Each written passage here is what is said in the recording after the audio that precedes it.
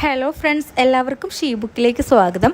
ഇന്ന് ഞാൻ വന്നിട്ടുള്ളത് നമ്മുടെ കുട്ടീസൊക്കെ സ്കൂൾ വിട്ട് വരുന്ന സമയത്തോ അല്ലെങ്കിൽ ഒരു സ്വീറ്റൊക്കെ പെട്ടെന്ന് ഉണ്ടാക്കാൻ നമുക്ക് തോന്നുന്ന സമയത്തൊക്കെ തയ്യാറാക്കി എടുക്കാൻ പറ്റുന്ന ഈസി ആയിട്ടുള്ള ഒരു പലഹാരത്തിൻ്റെ റെസിപ്പി ആയിട്ടാണ്. റവയും തേങ്ങയൊക്കെ വെച്ചിട്ടാണ് ഉണ്ടാക്കിയെടുക്കുന്നത്. നമ്മുടെ വീട്ടിലുള്ള ചേരുവകൾ മാത്രം മതി കേട്ടോ.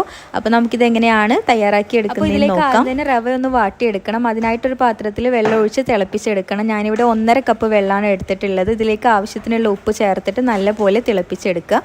തിളച്ച് വരുന്ന സമയത്ത് നമുക്കിതിലേക്ക് റവ ചേർത്ത് കൊടുക്കാം. ഞാനിവിടെ 1 കപ്പ് റവയാണ് കേട്ടോ എടുത്തിട്ടുള്ളത്. വറുക്കാത്ത റവയാണ്, വറുത്തതായാലും കുഴപ്പമില്ല. അപ്പോൾ 1 കപ്പ് റവയിലേക്ക് 1.5 കപ്പ് വെള്ളം എന്ന അളവിലാണ് എടുത്തിട്ടുള്ളത്. റവ ചേർത്ത് കൊടുക്കുമ്പോൾ തന്നെ നല്ലപോലെ ഇളക്കി കൊടുക്കണം, അല്ലെങ്കിൽ ഇത് കട്ടയാവും. അതുപോലെ തന്നെ അടിയിൽ പിടിക്കാനുള്ള ചാൻസും ഉണ്ട്. അപ്പോൾ ഇതുപോലെ ഇളക്കിക്കൊണ്ടിരിക്കണം.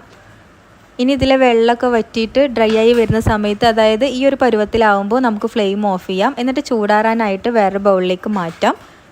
ചെറിയ ചൂടോടെ ഇനി നമുക്കിതിനെ കുഴച്ചെടുക്കണം. ഒരുപാട് തണുത്ത് പോകണ്ട കേട്ടോ. ചെറിയ ചൂടോടെ തന്നെ ഇതിനൊന്ന് മിക്സ് ചെയ്തെടുക്കാം.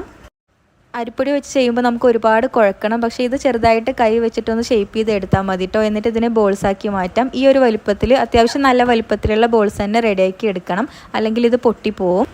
ഇനി ഇതിൻ്റെ ഉള്ളിൽ ഫില്ല് ചെയ്യാനായിട്ട് തേങ്ങയും പഞ്ചസാരയും കൂടി മിക്സ് ചെയ്ത് വെച്ചിട്ടുണ്ട്. ഓരോ ബോളും കയ്യിൽ വെച്ച് പരത്തിയിട്ട് നമുക്ക് അതിൻ്റെ ഉള്ളിൽ ഫില്ല് ചെയ്ത് കൊടുക്കാം. നമ്മൾ പൂവടയുടെ ഷേപ്പിലാണ് റെഡിയാക്കി എടുക്കുന്നത്. അപ്പോൾ ഇങ്ങനെ ഓരോന്നും ഫില്ലിങ് വെച്ചിട്ട് ഈ ഒരു ഷേപ്പിൽ ഫോൾഡ് ചെയ്തെടുക്കാം.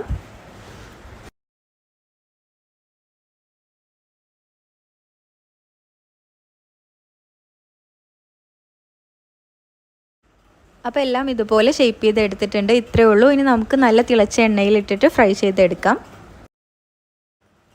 അപ്പോൾ ഇതാ എണ്ണ നന്നായിട്ട് ചൂടാക്കി എടുത്തിട്ടുണ്ട്. ഓരോന്നും നമുക്ക് അതിലേക്ക് ഇട്ടിട്ട് ഇങ്ങനെ നല്ല ക്രിസ്പി ആയിട്ട് വരുന്നത് വരെ ഫ്രൈ ആക്കാം.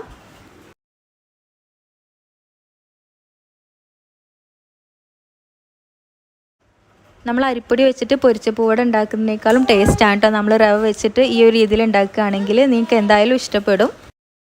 അപ്പോൾ ഇതാ എല്ലാം ഫ്രൈ ആക്കി എടുത്തിട്ടുണ്ട്. നല്ല ക്രിസ്പിയാണ്, കഴിക്കാൻ അടിപൊളിയാണ് കേട്ടോ. റവയാണെന്ന് പറയുകയില്ല. അപ്പോൾ എന്തായാലും നിങ്ങൾക്ക് ഇഷ്ടമായിട്ടുണ്ടെങ്കിൽ ട്രൈ ചെയ്ത് നോക്കുക. താങ്ക്